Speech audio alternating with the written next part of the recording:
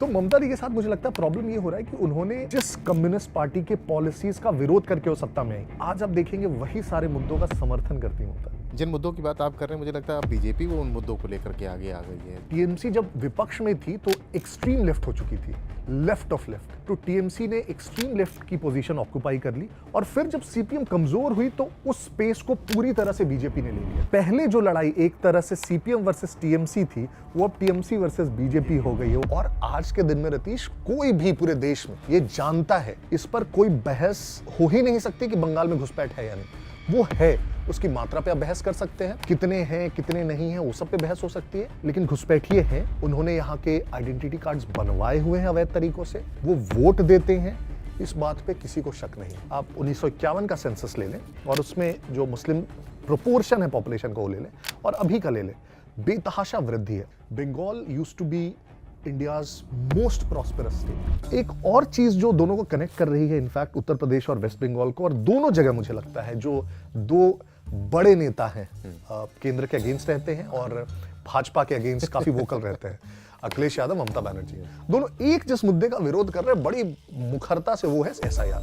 लेकिन अखिलेश यादव ने पीडीएफ प्रहरी भी बनाया कि भाई एसआईआर का फॉर्म भर दो, विरोध करूंगा लेकिन इनफैक्ट झारखंड में हमारे एक मंत्री है, स्वास्थ्य मंत्री, उन्होंने तो यहां तक कह दिया था एक सभा में कि अगर कोई बीएलओ आए तुमसे फॉर्म भरवाने को कहे तो उसको पकड़कर बंदी बना दो। ये लोग बड़बोलेपन में ये तो कह देते हैं कि इसका विरोध करना है, लेकिन उन्हें ये भी पता है ये डेमोक्रेटिक प्रोसेस है, so at the end of the day उनको फॉलो तो करना ही पड़ेगा। वेस्ट बंगाल में तो आप ही के बीएलओ है, आप ही के भी है, तो फिर वो विरोध आप किसका कर रहे हो? किसका करें? अपनी सरकार का करना पड़ेगा, करेगा। इसीलिए मुद्दे की बात करता हूँ। बंगाल में जो चुनाव होने जा रहे हैं उनमें मुद्दे क्या रहने जा रहे हैं। नमस्कार दोस्तों, आपके साथ मैं हूँ रतीश शिवम त्रिवेदी और हमारे साथ हैं फेमस ऑथर और politician Mrityunjay Sharma. Thank you Ratheesh. और आज हम लोग चर्चा करने वाले हैं दो ऐसे राज्यों की जो शायद भौगोलिक रूप से एक साथ नहीं, राजनीतिक रूप से भी अलग अलग लगते हैं, भाषाएं अलग हैं, नेता अलग हैं, लेकिन कुछ कॉमन कनेक्शन है। हम बात कर रहे हैं उत्तर प्रदेश और बंगाल की। दोनों ही सीमाएं साझा करते हैं एक और अन्य राज्य से, बिहार से, जहां अभी अभी चुनाव हुए हैं। नतीजा बड़ा चौंकाने वाला रहा है, एनडीए को बहुत बड़ी बहुमत आई है और हमें लगा कि एक बहुत इंटरेस्टिंग कनेक्शन होगा क्योंकि बंगाल में चुनाव होने वाले हैं अगले 4 महीनों में, उत्तर प्रदेश में 1-1.25 साल के अंदर अंदर। तो क्या लगता है रतीश इनफैक्ट मैं इंट्रोड्यूस कर दूं, उत्तर प्रदेश की राजनीति पे बहुत गहरी पकड़ रखते हैं, 2 दशक से ज्यादा समय से एक पत्रकार के तौर पर उत्तर प्रदेश को कवर कर रहे हैं। सो आपसे शुरू करते हैं रतीश, क्या चल रहा है उत्तर प्रदेश में? मृत्युंजय, आपने मुझसे पूछा उत्तर प्रदेश के बारे में, तो उत्तर प्रदेश के बारे में तो कहा जाता है कि भाई यहाँ पर तो इलेक्शन मोड पे ही हर पार्टी रहती है। भारतीय जनता पार्टी के बारे में ज़्यादा बोला जाता है कि बीजेपी ज़्यादा इलेक्शन मोड में रहती है, 24/7 365 डेज़ रहती है। उत्तर प्रदेश में जैसा कि आपने भी कहा कि इलेक्शन आने वाला है, हर 5 साल में विधानसभा चुनाव, लोकसभा चुनाव होते रहते हैं। तो इलेक्शन उत्तर प्रदेश में 26 में तो नहीं, 27 में है, 26 में बंगाल में है, जिसकी पकड़ आपके पास बहुत ज़्यादा है, आपके पास बहुत ज़्यादा जानकारी बिहार और बंगाल की है। इस पॉडकास्ट के ज़रिए हम जानेंगे भी उस पर। लेकिन उत्तर प्रदेश में इस समय पंचायत इलेक्शन की बात कहें तो 2026 में वो इलेक्शन है और इसको सेमीफाइनल माना जा रहा है। तो पंचायत इलेक्शन को लेकर भी समाजवादी पार्टी हो, बहुजन समाज पार्टी हो, कांग्रेस हो या बीजेपी हो या कोई भी दल हो, छोटे दल हो, वो सभी अपनी तैयारियों में लगे हुए हैं। लेकिन बिहार और बंगाल की बात हम आपसे आज ज़रूर जानना चाहेंगे कि बिहार और बंगाल की जिसकी नस-नस से आप वाकिफ़ हैं, वहाँ क्या चल रहा है, क्योंकि बंगाल में चुनाव है 2026 में और बंगाल पर किसका किसका फोकस है और किसका नहीं है, ये सब आप बताइए। बंगाल चुनाव थोड़े नजदीक है, मार्च अप्रैल में चुनाव होने हैं, तो एक तरह से 3 महीने बचे हैं करीब करीब। और एक कॉमन कनेक्शन जो अभी बहुत हाल फिलहाल में दिख रहा है मुझे उत्तर प्रदेश और बंगाल में, वो है बाबरी मस्जिद का। बिल्कुल सही बात है आपने कही। उत्तर प्रदेश के ये सवाल मैं आगे आपसे पूछता, क्योंकि बाबरी मस्जिद का जिक्र उत्तर प्रदेश के साथ साथ वर्षों से होता है, दशकों से होता है, लेकिन अब बंगाल में सुनाई दे रहा है। और इनफैक्ट अगर आप पिछला इलेक्शन देखेंगे तो जरूर कहा जा सकता है कि उसका बहुत बड़ा प्रभाव रहा उस पूरे आंदोलन का, राम मंदिर के बनने का, चाहे वो लोकसभा चुनाव हो या फिर विधानसभा चुनाव। एक उसको ऑफशूट अभी आया है बंगाल में, बहुत स्पेसिफिक रीजन हम बोल सकते हैं क्योंकि जो मुस्लिमों की आबादी है वो बंगाल में बहुत सिग्निफिकेंट है। ऑफिशियल फिगर्स आप 2011 के जाएंगे तो करीब 27% थे, अभी 30% आराम से आप कमिंग सेंसस में हमें देखने को मिल सकता है। अनऑफिशियली, क्योंकि बहुत ज़्यादा घुसपैठ भी कहा जाता है वहाँ पे है, तो शायद और भी ज़्यादा हो। तो अब इस एंगल से वो एक एपिसेंटर बन के उभर रहा है मुस्लिम पॉलिटिक्स का, अगर आप देखेंगे तो वो स्टेट। और अभी वो जो पूरा इंसिडेंट हुआ है जिसमें वहाँ के विधायक है टीएमसी के, अब निष्कासित हुमायूं है, कबीर। हाँ, और वो बाबरी मस्जिद बनाने के लिए उन्होंने पूरा एक एक तरह से वो पूरी सभा की। लेकिन दीदी नाराज हो गई, पार्टी से निकाल दिया। हाँ, पार्टी बना रहे हैं कि नहीं बना रहे हुमायूं कबीर? तो ये ट्रिकी है। देखिए, ममता दी के साथ दिक्कत क्या है कि उन्होंने, क्या होता है कई बार आप किसी भी एक कोई एक अस्त्र जब उठाते हैं तो आपको लगता है कि आपके वश में रहेगा वो अस्त्र। जैसे आपको याद होगा जब यूएस ने अल कायदा बनाया था तो उसे लगा कि ये तो मेरा काम करेगा रशिया के खिलाफ, बाद में उसे ही तो ममता दी के साथ मुझे लगता है प्रॉब्लम ये हो रहा है कि उन्होंने इनफैक्ट सबसे पहले तो उन्होंने जिस कम्युनिस्ट पार्टी के पॉलिसीज का विरोध करके वो सत्ता में आई, उन्होंने घुसपैठ के मुद्दे पर सदन में सबसे ज्यादा हल्ला उठाया, स्पीकर के चेयर पर पेपर फेंका, रोई उस पर वो। उन्होंने जब कांग्रेस सरकार में वो थी, यूपीए की सरकार में 2009 में, उन्होंने सेंटर से स्पेसिफिक रिक्वेस्ट डाला कि पैरामिलिट्री फोर्सेस भेजे जाए क्योंकि सीपीएम बूथ लूट लेगी। आज आप देखेंगे वही सारे मुद्दों का समर्थन करती है ममता दी। शुरुआत में शायद उन्हें लगा कि जो भी अपने कंट्रोल में ही रहेंगे, लेकिन अक्सर ऐसा होता नहीं है पॉलिटिक्स में।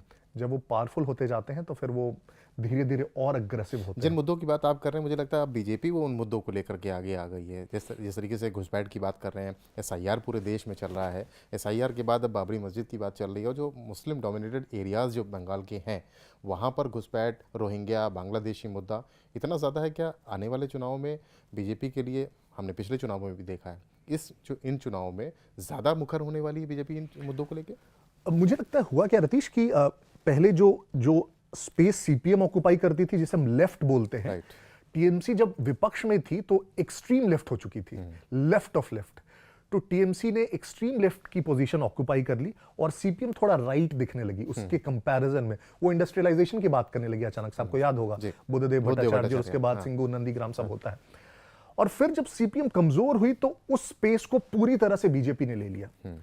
तो पहले जो लड़ाई एक तरह से सीपीएम वर्सेस टीएमसी थी, वो अब टीएमसी वर्सेस बीजेपी हो गई है। वो लेफ्ट और राइट के अगर स्पेक्ट्रम में भी आप देखेंगे तो मुझे लगता है कि बहुत स्ट्रांग लड़ाई होने वाली है, क्योंकि एक तो शुरुआती दिनों में जो एक अपीजमेंट का आरोप लगता था दीदी पे, वो थोड़ा लगता था कि ठीक है थोड़ा बहुत है, लेकिन अब मुझे लगता है वो एक्सट्रीम प्रोपोर्शंस लेते जा रहे हैं। बहुत सारे ऐसे छोटे छोटे वहां पे इंसिडेंट्स हुए। फॉर एग्जांपल दुर्गा पूजा का जो मूर्ति विसर्जन, उसे पोस्टपोन कर देना मुहर्रम के कारण, और ये चीजें वहां के लोगों को थोड़ी ज्यादा लगने लगी है अपीजमेंट के स्पेक्ट्रम। आपने कहा अपीजमेंट की बात, ममता बनर्जी को बीजेपी ने हर मंच पर जाकर के इस बात को दोहराया है। लेकिन अगर बात करें हुमायूं कबीर पर, उन पर तो कार्रवाई करी ना। क्या बाबरी मस्जिद भारी पड़ गया, या ममता बनर्जी को लगा कि भाई अगले साल तो इलेक्शन है और अगर इस पर कुछ कार्रवाई नहीं की गई तब तो फिर दिक्कत होने वाली है? आप क्या सोच रहे हैं, क्या एनालिसिस करते क्या है इस पर? मुझे वही लगता है कि ममता बनर्जी को भी लगा कि ये बहुत ज्यादा एक्सट्रीम हो गया। सो वो जो एक्सट्रीम का एक टॉलरेंस लिमिट है वो क्रॉस हो गया है। और शायद अगर मैं इसमें चुप रहूंगी तो हिंदू वोट पूरा कंसोलिडेट हो जाएगा हमारे अगेंस्ट। क्योंकि उनके बैक ऑफ द माइंड ये भी तो रहा होगा कि अगर इस पे कार्रवाई करती हूँ तो फिर जो उनका कन्वेंशनल वोटर है, आई एग्री, वो भी तो नाराज होगा। I agree. मेरे ख्याल से ये थोड़ा एक बैलेंसिंग एक्ट होगा। हाँ, इसको बैलेंस कैसे करेंगे आप ये बताइए।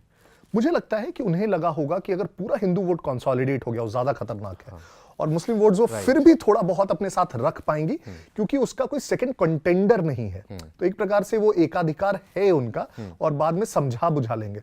तो मुझे लगता है कि इस बैलेंसिंग एक्ट में उन्होंने कहा कि थोड़ा सा तो कम से कम इसको एक बार दिखाना पड़ेगा कि इसके खिलाफ मैंने ये निलंबन का लिया। लेकिन बहुत, मैं रतीश इनफैक्ट आपसे उसी पे वापस पूछना चाहूंगा कि इसका आपको लगता है, और खासकर जब अब राम मंदिर बन चुका है अयोध्या में, वो मुद्दा शायद अब वो आंदोलन तो नहीं रहा, वो मंदिर बन चुका है, ध्वजारोहण भी हो चुका है, क्या आने वाले विधानसभा चुनावों में वो किसी भी प्रकार से फैक्टर रह पाएगा?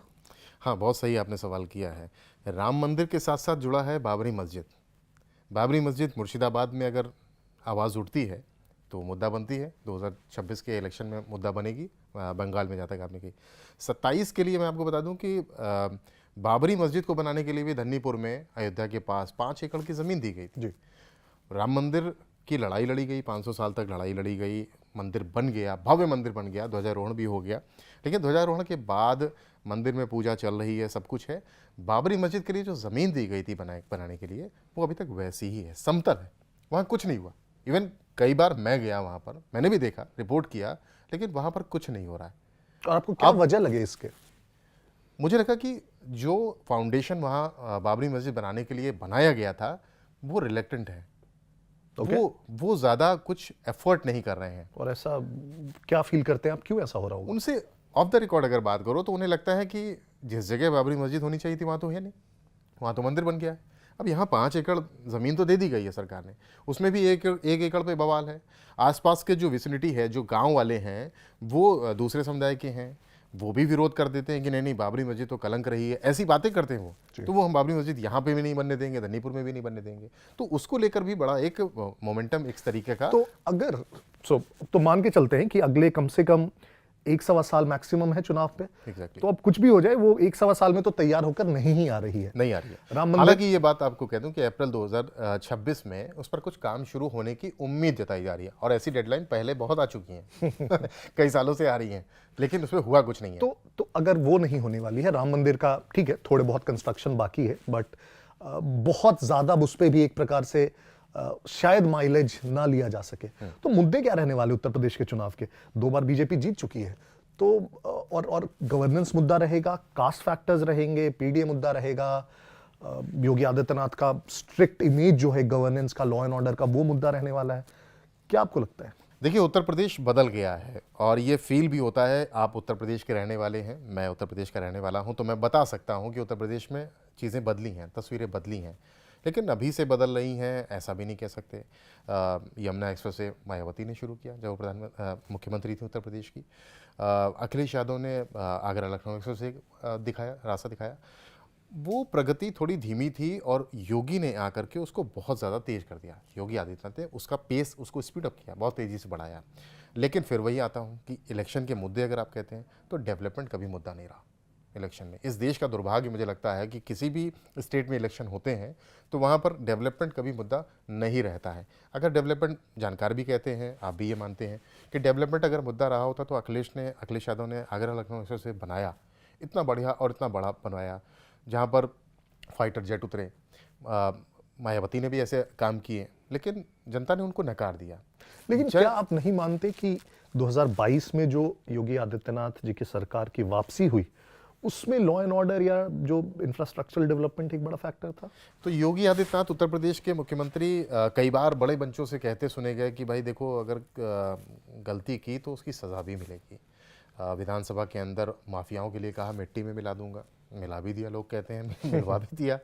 तो माफियाओं को मिट्टी में मिलाना हो या बहन बेटियों की सुरक्षा की बात की जाए तो कहते हैं कि अगर किसी ने कुछ फप्ती कसी, किसी ने कुछ वल्गर कमेंट किया तो नेक्स्ट जो आपका चौराहा है वहाँ पर यूपी पुलिस के यमराज खड़े हुए हैं। तो ऐसी चीज़ें, मतलब कॉन्फिडेंस क्रिएट करना, बिल्डअप करना, आपको लगता है लॉ एंड ऑर्डर में बेहतरी दिखती है, ये कह सकते हैं। तो आपको लगता है इसको वो फिर से रीप कर पाएंगे 2027 के इलेक्शंस के लिए? देखिए, आपकी बात से थोड़ा सा जानकारों को भी मिलाता हूँ चीज़ें। जनता क्या है कि राशन केंद्र सरकार ने बांटा तो 80 करोड़ लोगों ने सोच लिया यार ये तो हमारा हक हो गया। बिल्कुल। तो लॉ एंड ऑर्डर अगर उत्तर प्रदेश में अच्छा हुआ तो वो उत्तर प्रदेश के वासियों ने कहा यार ये तो ठीक है, कंफर्ट लेवल पे आ गया, नहीं ये तो हमें सरकार देगी देगी। लॉ एंड ऑर्डर से बढ़ करके अब डेवलपमेंट और रोजगार पे भी बात हो रही है उत्तर प्रदेश में। उत्तर प्रदेश में इतनी इंडस्ट्रीज आ रही हैं, इंडस्ट्रियल डेवलपमेंट की बात हो रही है, कॉरिडोर्स बन रहे हैं, एक्सप्रेसवेज बन रहे हैं, इंटरनेशनल एयरपोर्ट जेवर का बन गया है, और तमाम चीज़ें जो डेवलपमेंट हैं उन पर भी बात हो रही है। और मैंने फिर से कहा कि अभी डेवलपमेंट पे बात नहीं होती है, लेकिन डेवलपमेंट के साथ रोजगार भी तो बात होती है। बिहार में आप बताइए कितना बड़ा मुद्दा था बिहार में। बिल्कुल।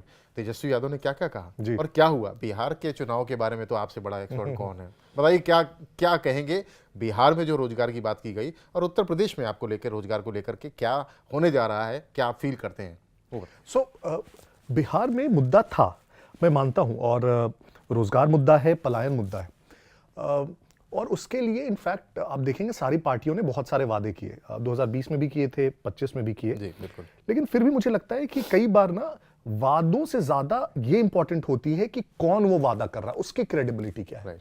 सो भले ही आप बोल दे 10 लाख, 50 लाख, करोड़ नौकरी, कुछ भी बोल दे आप बोल दे मैं फलाना दे दूंगा, मैं स्वर्ग तक सीढ़ी लगा दूंगा, लेकिन अगर आपकी क्रेडिबिलिटी नहीं है उनके निगाहों में तो आपके वादे धरे के धरे रह अच्छा, जाते पढ़े लिखे लोगों को तो ये समझ में आ जाता है कि भाई हर घर में एक सरकारी नौकरी देने का बात की गई, लेकिन जो नीचे बैठा तबका है, जो गरीब है, जो आस लगाए बैठा सरकार से बहुत सारी चीज़ों की, उनको समझ में आ गया था हैं। मुद्दा? बिल्कुल रतीश जी। सो इनफैक्ट देखिए, इंटरेस्टिंगली बिहार, उत्तर प्रदेश पिछड़े स्टेट कहे जाते हैं, लेकिन बीमारू राज्य। बीमारू राज्य पहले के, लेकिन आप यहाँ की जनता को अगर देखेंगे तो पॉलिटिकली मोस्ट अवेयर क्लास होगी पूरे देश में करीब करीब।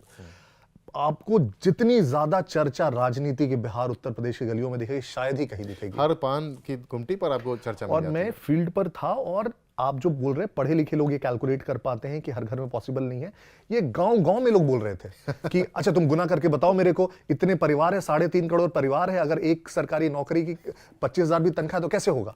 तो नहीं, ये शायद एक फैलेसी है जो हमें लगता है कि गांव में लोग ये कैलकुलेट नहीं कर रहे थे, वो भी कैलकुलेट कर रहे थे। दूसरा, कई बार शायद ये ख्याल खुद से नहीं आया हो, लेकिन जब एक्सपर्ट्स को उन्होंने टीवी पे बोलते दिखा या सोशल मीडिया पे बोलते सुना, तो उन्होंने इस लॉजिक को तुरंत पिक कर लिया और फिर वो इस लॉजिक को फैलाते गए, तो एक तरह से मजाक का मुद्दा बन के रह गया। लेकिन बिहार में आपका अनुमान बड़ा सटीक रहा।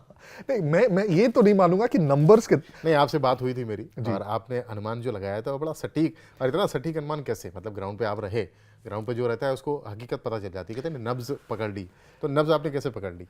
जी, जैसा आपने कहा, उत्तर प्रदेश की राजनीति के लिए भी, बिहार की राजनीति में भी बहुत सारे मुद्दे हैं। विकास एक मुद्दा है, लॉ एंड ऑर्डर एक मुद्दा है, लेकिन कास्ट कॉम्बिनेशन बहुत इंपॉर्टेंट होता है। और पहली बार आप देखेंगे जो इस बार एनडीए का कॉम्बिनेशन था वो इतना स्ट्रांग कभी नहीं रहा। पहली बार एनडीए में 5 पार्टियां साथ में थी, जिसमें जेडीयू भी थी, बीजेपी भी थी, जिसमें रामविलास पासवान जी की सीटों को लेकर खींचतान थी शुरुआत में, लेकिन फिर बाद में सब इनफैक्ट मैं उसको भी मैं सबसे बड़ा, इनफैक्ट मैं सबसे बड़ा अगर फैक्टर मानता हूं पूरे चुनाव में, तो जो इलेक्टोरल जो मैनेजमेंट था बीजेपी का। क्योंकि देखिए, आप जो दूसरी तरफ गठबंधन थी, उन्होंने के वो लास्ट तक सीट फाइनल नहीं कर पाए, और इधर 5 पार्टियों के नेताओं ने एक साथ ट्वीट पेस्ट करके भेज दिया कि हमारी सीट फाइनलाइज हो गई है। अमित शाह 1 हफ्ते तक बैठे रहे पटना में, एक एक व्यक्ति जो नाराज था उसे मनाया, एक एक बागी उम्मीदवार को बिठाया। मुझे लगता है कि इलेक्टोरल मैनेजमेंट में मास्टर क्लास था चाणक्य, इसीलिए कहते हैं मुझे लगता है। राइट। और इनफैक्ट मैं उसी को बस एक्सटेंड करता हूं जी। एक और चीज जो दोनों को कनेक्ट कर रही है, इनफैक्ट उत्तर प्रदेश और वेस्ट बंगाल को, और दोनों जगह मुझे लगता है जो 2 बड़े नेता हैं, केंद्र के अगेंस्ट रहते हैं और भाजपा के अगेंस्ट काफी वोकल रहते हैं, अखिलेश यादव, ममता बनर्जी, दोनों एक जिस मुद्दे का विरोध कर रहे हैं बड़ी मुखरता से, वो है एसआईआर। बंगाल में तो इनफैक्ट बहुत तेज गति से चल रहा है, उत्तर प्रदेश में भी शुरू हो चुका है। दोनों के अपने अपने लॉजिक हैं। लेकिन अखिलेश यादव ने पीडीएफ प्रहरी भी बनाया कि भाई एसआईआर का फॉर्म भर दो, विरोध करूंगा लेकिन फॉर्म नहीं भर। ये इनफैक्ट ममता दीदी ने भी शुरू में कहा था कि हाँ एसआईआर का फॉर्म नहीं भरा जाएगा। जो और तो बंगाल में क्या हो रहा है? मैं एक और इंटरेस्टिंग जोड़ रहा हूँ। इनफैक्ट झारखंड में हमारे एक मंत्री हैं, स्वास्थ्य मंत्री, उन्होंने तो यहाँ तक कह दिया था एक सभा में कि अगर कोई बीएलओ आए तुमसे फॉर्म भरवाने को कहे तो उसको पकड़कर बंदी बना लो। बाद में उन्होंने रिट्रेस कर लिया, कहा कि नहीं मैंने ऐसा नहीं कहा है। बट इंटरेस्टिंग है, देखिए प्रॉब्लम क्या रहती है, ये लोग बड़बोलेपन में ये तो कह देते हैं कि इसका विरोध करना है, लेकिन उन्हें ये भी पता है डेमोक्रेटिक प्रोसेस है, so at the end of the day उनको फॉलो तो करना ही पड़ेगा। डेमोक्रेसी है, हम लोग डेमोक्रेसी है, और इलेक्शन कमीशन कर रहा है, कोई सेंट्रल गवर्नमेंट नहीं कर रही। और बीएलओज भी जो ग्राउंड पे एक्सरसाइज कर रहे हैं, यूपी में तो आप कह सकते हैं कि सरकारी तंत्र है, वेस्ट बंगाल में तो आप ही के बीएलओज हैं, आप ही के बीएलओ, तो फिर वो विरोध आप किसका कर रहे हो? किसका करें? अपनी सरकार का करना पड़ेगा, फिर करेगा। और आज के दिन में रतीश, कोई भी पूरे देश में ये जानता है, इस पर कोई बहस हो ही नहीं सकती कि बंगाल में घुसपैठ है या नहीं। वो है, उसकी मात्रा पे आप बहस कर सकते हैं, कितने हैं कितने नहीं हैं वो सब पे बहस हो सकती है, लेकिन घुसपैठिए हैं। उन्होंने यहाँ के आइडेंटिटी कार्ड्स बनवाए हुए हैं अवैध तरीकों से, वो वोट देते हैं, इस बात पे किसी को शक नहीं है। अच्छा, आपकी बात को बीच में रोकता हूँ। उत्तर प्रदेश में कहा जा रहा है कि 3 करोड़ के आसपास ऐसे लोग हैं जो गायब हैं, या जिनके मतदाता सूची में उनके नाम हैं लेकिन वो हैं नहीं। तो बंगाल में क्या होने जा रहा? और दूसरा सवाल भी मैं ऐड ऑन कर देता हूँ, बंगाल के मुद्दे क्या होंगे? उत्तर प्रदेश से पहले तो बंगाल में जंग लड़ी जानी है। अगर बिहार को रेफरेंस आप लेंगे, बिहार में करीब करीब 60-65 लाख नाम काटे गए 8 करोड़ वोटरों में से, राइट। यूपी में 15 करोड़ के आसपास वोटर हैं। तो आप, मैं एवरेज लेके चल रहा हूँ, यूपी में शायद थोड़ा कम हो क्योंकि बिहार की सीमा थोड़ी सटी है बंगाल से, राइट। तो घुसपैठ जो सीमांचल वाला एरिया शायद थोड़ा ज्यादा दिखे वहां पे आपको।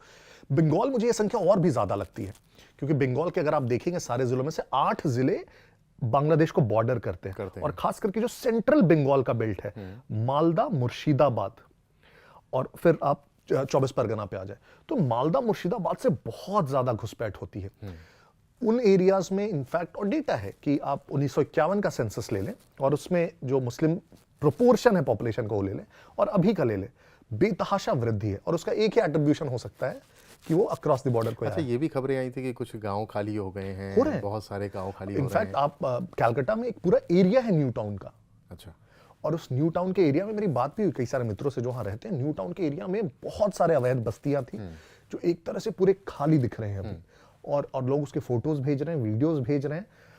एक तरह से ये डर बैठ चुका है, ये डर एक तरह से नैरेटिव चला है कि ये जो फॉर्म भरे जा रहे हैं, अगर फॉर्म भर के हमने दे दिया, अगर हम आइडेंटिफाई हो गए कि हम अवैध घुसपैठिए तो हम पकड़ लिए जाएंगे। बीच में आपको रोकता हूँ, घुसपैठ की बात कर रहे हैं तो भाई प्रधानमंत्री नरेंद्र मोदी हो, गृह मंत्री अमित शाह हो, तीसरी आवाज़ तो हमारे मुख्यमंत्री की सुनाई पड़ती है, उत्तर प्रदेश के योगी आदित्यनाथ। बड़े मुखर रहे हैं 2021 से लेकर के और अब तक। बिल्कुल, वो लगातार बंगाल में गए, 2021 के चुनाव में 77 सीटें बीजेपी ने जीती वहाँ पर। प्रखर हिंदुत्ववादी हैं, खुलेआम कहते हैं, संवैधानिक पद पे बैठे। कई बार कहा जाता है कि संवैधानिक पद पे बैठे आदमी को इस तरीके की बातें नहीं करनी चाहिए, बटोगे तो कटोगे नारा दिया उन्होंने, बोला। और इस पर आपको क्या लगता है कि 2026 का जो चुनाव बंगाल में आने वाला, भाई स्टार प्रचारक की सूची में रहते हैं, आपको ही मालूम है तो स्टार प्रचारक की सूची में यहाँ भी रहेंगे और फिर बंगाल भी जाएंगे, और बंगाल में जाकर के क्या नया नैरेटिव गढ़ेंगे या क्या करने वाले हैं, क्या लगता है आपको? मुझे रोल तो बड़ा महत्वपूर्ण लगता है उनका, और इसलिए क्योंकि जो मैंने कहा कि पहले बंगाल में हमेशा से एक इतिहास रहा है कि हिंदू मुस्लिम डिविजन्स बहुत स्टार्क नहीं रहे हैं। उसका एक बहुत बड़ा रीजन रहा है कि जब यूनाइटेड बंगाल भी था आज़ादी के पहले, तो एक तरह से वो को एग्जिस्टेंस रहा है क्योंकि प्रोपोर्शन मुस्लिम पॉपुलेशन की बहुत हाई थी। और जो प्राइमरी आइडेंटिटी की बात करते हैं कई बार, तो वहां की primary identity being a Bengali थी। वो लैंग्वेज प्राइमरी आइडेंटिटी, वो कल्चर है रादर देन रिलीजन और कास्ट। आप देखेंगे कास्ट की बात तो इनफैक्ट ममता बनर्जी इनफैक्ट एक ब्राह्मण है, लेकिन आप कभी वहां पे उस प्रकार के नैरेटिव्स नहीं सुनेंगे कि बैकवर्ड्स यूनाइट हो, नहीं सुनने को आता। करेक्ट।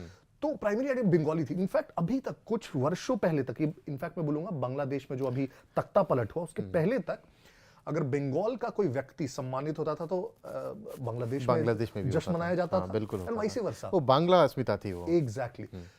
लेकिन बांग्लादेश में तख्ता पलट के बाद क्या हुआ, कुछ ऐसे बहुत अनवांटेड इंसिडेंसेस हुए, हिंदुओं पे वहां पे अटैक हुआ, रविंद्रनाथ टैगोर के घर पे अटैक हुआ। ये बहुत बड़ा एक शॉकर था, और वो फिर दिखने लगा कि हमारी तो आइडेंटिटी हमने बंगला रखी सबसे प्राइमरी, वहां की आइडेंटिटी रिलीजन हो गई। तो इस बार मुझे शिफ्ट देखा, वो शिफ्ट मुझे दिख रहा है, और थोड़ा सा मुझे लगता है कि वो जो प्राइमरी आइडेंटिटी में लोग डिस्कार्ड कर रहे थे कि कोई बात नहीं, इवन इफ आई मुस्लिम है तो पहले बंगाली, वो थोड़ा मुझे चेंज होता दिखता है। और उसका एक और फैक्टर, ये मुर्शिदाबाद में जो दंगे हुए अभी, फिर ये जो बाबरी मस्जिद का, तो मुझे ये थोड़ा और ज्यादा होता दिख रहा है। और वहां मुझे लगता है कि फिर योगी आदित्यनाथ की अपील और ज्यादा बढ़ जाती है, और मुझे लगता है आने वाले इलेक्शंस में बहुत ज्यादा वहां पर उनके भाषण होंगे, डिमांड भी होगी।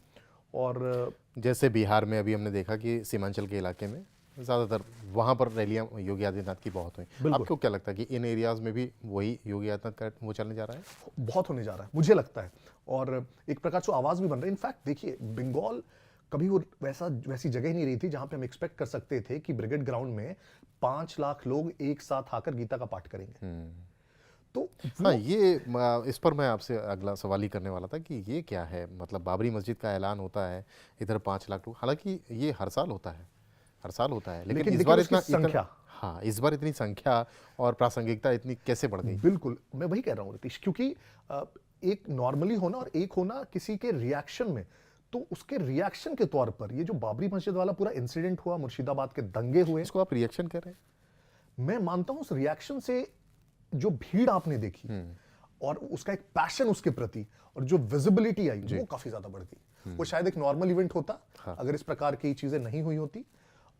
अभी उसका स्वरूप जो आप देख रहे हैं शायद उस स्वरूप में नहीं। इलेक्शन अपकमिंग है, इसलिए भी ऐसा हो सकता है बंगाल में, पॉसिबल। बट मुझे लगता है, अगेन मैं फिर से कह रहा हूं कि कई बार लोग ना धीरे धीरे एक एक आइडियोलॉजी की तरफ मूव करते हैं। मैं वही कह रहा हूँ, वो जो प्राइमरी आइडेंटिटी वाली है, पिछले कुछ वर्षों में जो एक बार से अपीजमेंट हुई, वो एक एक छोटे छोटे इंसिडेंट हुए, दुर्गा पूजा से लेके मुर्शिदाबाद दंगे से लेके बाबरी, तो बहुत सारे ऐसे लोग हो जो शायद पहले बीजेपी के साथ नहीं थे या क्रिटिसाइज कर रहे थे, वो अब देखते हैं कि ममता हैज गॉन टू एक्सट्रीम। तो जो दूसरा ऑप्शन है और ज्यादा बेटर ऑप्शन है, इट्स द बीजेपी। इसीलिए मुद्दे की बात करता हूँ सीधे। मुद्दे की बात यह है कि बंगाल में जो चुनाव होने जा रहे हैं उनमें मुद्दे क्या रहने जा रहे हैं? मुझे लगता है एक जो सबसे बड़ा मुद्दा है रतीश, इनफैक्ट आप भी बात कर रहे थे कि बंगाल की हालत अगर आप आज़ादी से अभी तक देखेंगे, 60 के दशक से आप कंपेयर करेंगे, Bengal used to be India's most prosperous state. Industries के टर्म्स में, है ना, जॉब्स के टर्म्स में, कल्चर के टर्म्स में, राइट, सच कल्चरल प्राइड, यस। और जो फिर बंगाल हो गया है, it's a shame I would say, right. Jobs नहीं है, इंडस्ट्रीज को जिस प्रकार से भगाया गया लिटरली, आज बात भी की जाती है तो कोई इंडस्ट्रियलिस्ट आने को तैयार नहीं होता बंगाल में, राइट। उन्हें लगता है कि हम जाएंगे वहां पे स्ट्राइक आउट, लॉकआउट, धरना प्रदर्शन, इसी में हम फंस के रह जाएंगे। वहां के लोग कल्चरली बहुत जुड़े हैं बंगाल से, वो माइग्रेट नहीं करना चाहते। मैं जानता हूँ बहुत सारे ऐसे दोस्तों को, मेरे इंजीनियरिंग के दोस्त हैं, मेरे एमबीए के दोस्त हैं, उनको बहुत बेटर जॉब्स मिल सकती है बॉम्बे में, दिल्ली में, वो लेकिन कलकत्ता में कोई जॉब ज्यादा लेना पसंद करते हैं, लेकिन फिर भी वहाँ जॉब्स नहीं है। तो वो भी मुद्दे हैं कि, और दूसरा लोग देख रहे हैं कि इतने वर्षों की जो एक लेफ्टिस्ट एक प्रकार से गवर्नेंस रही है, उसका बहुत इकोनॉमिक बेनिफिट्स नहीं आ रहा है, उसमें अपीसमेंट प्लस जुड़ गया है। तो as a society it's decaying. Calcutta में आप कई सारे मॉल्स में जाएंगे, मैं जाता हूँ मॉल्स में इतने डिम लाइट्स होते हैं कि इट्स डिप्रेसिंग टू सी। तो मैंने अपने एक दोस्त को कहा कि ये मॉल में इतने डिम लाइट्स कैसे हो सकते हैं? Malls are supposed to be bright and happy and cheerful. So I don't know, वो शायद एक मुद्दा रहे, लेकिन मुझे अभी लगता है सबसे बड़ा जो मुद्दा होने जा रहा है वो यही होने जा रहा है कि बंगाल दो हिस्सों में बंट चुका है। वो 30% बनाम 70% जो दिख रहा है, वो एक बहुत बड़ी दरार। अच्छा, जो उत्तर प्रदेश में चल रहा था कि 80 बनाम 20 और तो आप समझ लीजिए शायद ऐसा चला था, तो अब बंगाल के आगामी चुनाव में वो सुनने में मिलेगा, ऐसा हो सकता है? एक सर्टेन फॉर्म में रतीश, यस, क्योंकि शायद उत्तर प्रदेश ने अभी तक पश्चिमी उत्तर प्रदेश को थोड़ा सा छोड़ देते जी। उत्तर प्रदेश ने शायद वो रिलीजियस डिवीजन के कारण उतना नुकसान नहीं झेला है वास्तव में जितना बंगाल ने झेला है। रतीश, आपको क्या लगता है? सो ठीक है, मैं तो मेरा जो ऑब्जर्वेशन है बंगाल पे, मैंने वो कह दिया, सही हो सकता है, गलत हो सकता है आगे, बिल्कुल। लेकिन उत्तर प्रदेश में आप रहते हैं, बैठे रहते हैं, और उत्तर प्रदेश से अगर आप देखें तो, क्योंकि फिर वो एक न्यूट्रल व्यू आपको आएगा as an Indian, how do I look at Bengal. आपको लगता है बंगाल में ऐसे मुद्दे कुछ हैं जिससे सत्ता परिवर्तन हो सकता है? देखिए, बंगाल को देख करके, मतलब नेशनल पर्सपेक्टिव में देखा जाए तो मुद्दे तो समझ में आते हैं। बिहार, बंगाल तो ममता दीदी ने जब से पॉलिटिक्स में वहाँ की चमकाई है, उसके बाद तो वो एक नेशनल फिगर तो है ही, ऑलवेज हैं, और उनकी चर्चा भी बहुत होती है। उत्तर प्रदेश देश का सबसे बड़ा सूबा है। लेकिन जो मुझे मुद्दों की बात अगर आपने कही, तो मुद्दे समझ आते हैं। देश में 150वीं जयंती मनाई जा रही है, वंदे मातरम को लेकर, राष्ट्रीय गीत को लेकर कितनी कंट्रोवर्सी चल रही है। छोटा सवाल मैं भी कर लेता हूँ आपसे, बंकिम दा कहने पे क्यों इतना बिफर गए भाई डीएमसी? मैं इसे इनफैक्ट रतीश, पॉलिटिकल इंक्लिनेशन के अलावा मैं इसे दुर्भाग्य मानता हूं देश का, कि वंदे मातरम पे किसी प्रकार की कंट्रोवर्सी हो सकती है इस देश में। बहुत दुर्भाग्यपूर्ण है। और मैं जानता हूं ऐसे पॉलिटिकल पार्टीज को, लोगों को, जो ओपनली कहते हैं कि ये हम नहीं बोलेंगे या हम नहीं गाएंगे Vande Mataram. That's very sad. और मुझे लगता है कि उस एक प्रकार से ना अभी एक राजनीतिक ध्रुवीकरण हुआ है देश में, जिसमें भाजपा ऑफकोर्स सशक्त हुई है, बड़ी पार्टी बनी है, केंद्र की सत्ता में है, कई राज्यों में है। तो अब बाकी पार्टियां भाजपा जो भी करती है उसके विरोध में चल जाती है। वो ये तक नहीं सोचती कि भाजपा के विरोध में कहीं देश का विरोध ना कर दे। मतलब वो कहते हैं ना जानकार की, बीजेपी अपनी पिच में लाकर खड़ी कर देती है, और वही हो जाता है। और आप अगर, ठीक है, मैं मानता हो सकता है बंकिम दा को बंकिम बाबू बोलना चाहिए, but how can this be wrong, right? हमने एग्जांपल्स देखे। ये भी मुद्दा है बंगाल के चुनाव में, ये भी मुद्दा है क्या? बट मुझे नहीं लगता है। सो सी, एक होता है कि नेताओं का संसद में कोई बात उठाना जस्ट बिकॉज हमें काटनी है बात, राइट, है ना, हल्ला विपक्ष है तो विपक्ष की भूमिका निभाने के लिए विरोध करना ही करना है। लेकिन मुझे नहीं लगता कि जो एक सेंसिटिव व्यक्ति है ग्राउंड पे, देखिए इंटेंशन ज्यादा मैटर करते हैं। आप मानिए रतीश इस बात को, कई बार स्लिप ऑफ टंग भी होते हैं लोगों को, कई बार बहुत गलतियां भी होती है, लेकिन लोग देखते हैं इंटेंशन क्या है। किसी के बंकिम दा कहने में रिस्पेक्ट है, तो वो दा कह रहे हैं, बाबू कह रहे हैं, ये ऐसा रेलेवेंस कैसे आ सकता तो चलिए, मुद्दों की बात आपने कही, तो मुद्दे मेरे लिए तो सबसे पहले तो मुझे लगता है वंदे मातरम पे लेकर बहुत बवाल चल रहा है, पार्लियामेंट में भी चल रहा है। दूसरा, बाबरी मस्जिद एक बार फिर से आ गई है। राम मंदिर को अलग कर दें, बाबरी मस्जिद लेकिन चिंता बढ़ा रही है। इस पर भी बीजेपी और इस पर योगी आदित्यनाथ ज़रूर प्ले करेंगे जब वो स्टार प्रचारक के रूप में बंगाल पहुंचेंगे। तीसरा, लॉ एंड ऑर्डर कहा जाता है, और चौथा, अवैध घुसपैठिए। SIR बहुत बड़ा मुद्दा होने जा रहा है, और जब SIR में मतदाता सूची में नाम कटेंगे तो आपके यूपी में चर्चा हो रही है SIR की? बहुत ज़्यादा चर्चा है। क्यों? बहुत ज़्यादा चर्चा इसलिए भी है क्योंकि नाम 3 करोड़ के आसपास नाम ऐसे लेकिन 18% लोग। डेटा? ये तो अखिलेश जी का डेटा है, ये ऐसा ऑफिशियल तो नहीं, डेटा अखिलेश जी का डेटा नहीं है, ये चुनाव आयुक्त का डेटा है, चुनाव आयोग का डेटा है कि 3 करोड़ लोग थोड़ा इधर उधर हैं, फ्लैक्चुएट हो रहे हैं, 18% मिल नहीं रहे हैं उन पर। ये परमानेंटली रिलोकेट हो गया। बिल्कुल। क्या हो गया? तो जो SIR का जो मकसद है उसी में से कोई एक रीज़न इसमें आया है, और ये बहुत बड़ी संख्या है, ये बहुत बड़ा नंबर है। और अखिलेश इसका विरोध कर रहे हैं। बिल्कुल, अखिलेश यादव विरोध कर रहे हैं, लेकिन PDF प्रहरी बना करके मतदाता भी बनवा रहे हैं, फॉर्म भी भरवा रहे हैं। मुझे लगता है बिहार से इन्होंने सीखा है, क्योंकि बिहार में Exactly, सबसे बड़ा बिहार से सीखा है। क्रिटिसिज्म जो विपक्ष को यही मिला कि भाई आप SIR का तो विरोध करते हैं, कहते हैं ये गलत नाम कटे हैं, लेकिन आपके BLAs ने जाके कभी किसी का फॉर्म क्यों नहीं भराया? या एक भी वहां पे जब कंप्लेन देने की बारी आई, इलेक्शन कमीशन ने बुलाया तो सिर्फ 125 कंप्लेन गए। अखिलेश यादव ने बिहार के चुनाव से बहुत सबक लिया है। उन्होंने कहा कि सरकारी सिस्टम देखो कागजों से चलता है, कागज पूरे करने पड़ेंगे। बाकी अखिलेश यादव और उनकी पार्टी के जो कार्यकर्ता और नेता हैं, सड़क पर उनका वर्चस्व है, और बीजेपी के कार्यकर्ता और नेता उतना नहीं दम दिखा पाते हैं जितना अखिलेश यादव की पार्टी दिखा लेती है। ये तो बिल्कुल मैंने कई सालों की पत्रकारिता में देखा है कि ऐसा वो करते हैं, और वो चाह लेते हैं तो कर लेते हैं। तो अखिलेश यादव को पता है कि कागजी कार्रवाई पहले पूरी कर दो, उसके बाद सड़क पर जो लड़ना है, और इसीलिए वाला किया है। क्या आपको लगता है इस वर्चस्व का कारण एक वो जो पार्टी की संस्कृति है वो भी होती है? जैसे बिहार में राजद है, और इनफैक्ट अखिलेश ने अखिलेश यादव के पिताजी नेताजी को क्या कहते हैं? धरती पुत्र। नहीं, लेकिन वो धरती पुत्र हैं, तो वो धरती से ही उन्होंने सब कुछ पकड़ा है, और इसीलिए वो सड़क पर बैठने को तैयार रहते हैं ऑलवेज। एक जो अखिलेश ने बड़ा इंटरेस्टिंग कमेंट दिया था कुछ दिनों पहले, उन्होंने कहा था अपने कार्यकर्ताओं को कि वो बिहार में RJD वाला जैसा गाना तुम लोग मत बना दो। हाँ, बहुत सही बात आपने कही है। गाने से सबक लिया है, उन्हें लगा है, उन्हें लोगों ने बताया भी है, और उन्होंने कहा भी है कि अब गाने को लेकर के बिना ऑथराइज, मतलब वो आपको बता दूं, उनकी प्रेस कॉन्फ्रेंस में उनके गाने रिलीज होते हैं, किए जाते हैं, और इससे पहले और कोई नहीं कर सकता। कैडर है रतीश, और जो जब 12 से 17 सरकार में भी थे तो सबसे ज्यादा गुंडई के जिसके ऊपर इल्जाम लगते थे, तो लगता था, वो कहे जाते थे कि वो समाजवादी पार्टी के कार्यकर्ता ही होते हैं एक प्रकार से।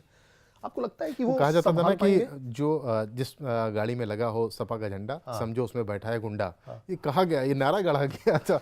लेकिन अखिलेश यादव ने अपनी इमेज को थोड़ा अलग करने की कोशिश की थी, इसमें कोई दो राय नहीं है। अतीक अहमद को लेके उनके पिताजी से उनके रिफ्ट थे, मतभेद थे, लेकिन सत्ता सबको चाहिए होती है। सत्ता चाहिए होती है तो उसके लिए कॉम्प्रोमाइज़ेस भी बहुत सारे होते हैं। पर्दे के पीछे के खेल को आप भी जानते हैं, और एक पत्रकार होने के नाते मैं भी जानता हूँ। तो विरोध उन्होंने किया, वो विकास की राजनीति पर काम करना चाहते हैं। उनसे जब भी हमारी मुलाकात होती है तो वो यही कहते हैं कि डेवलपमेंट, रोज़गार पे वो काम करना चाहते हैं, लेकिन उनको मौका मिले तब तो, क्योंकि बीजेपी ने वहाँ पर अपना मजबूत बहुत पकड़ करके रखी हुई है। लेकिन 2026 में क्या खेला होने जा रहा है ये तो देखना होगा। कि आपने बंगाल और बिहार के बारे में बहुत ज़्यादा हमको बताया कि बंगाल और बिहार में क्या होने जा रहा है, बिहार में क्या हुआ, क्यों हुआ, बंगाल में क्या होने जा रहा है, और उत्तर प्रदेश के CM योगी आदित्यनाथ जब बंगाल में पहुंचेंगे, या प्रधानमंत्री और अमित शाह गृह मंत्री की वहाँ पर रैलियाँ होंगी, तो स्टार प्रचारक वहाँ पर किस तरह से धुआंधार प्रचार करेंगे, और ममता दीदी की जो रेल है उसको डिरेल करने की कोशिश करेंगे। धन्यवाद।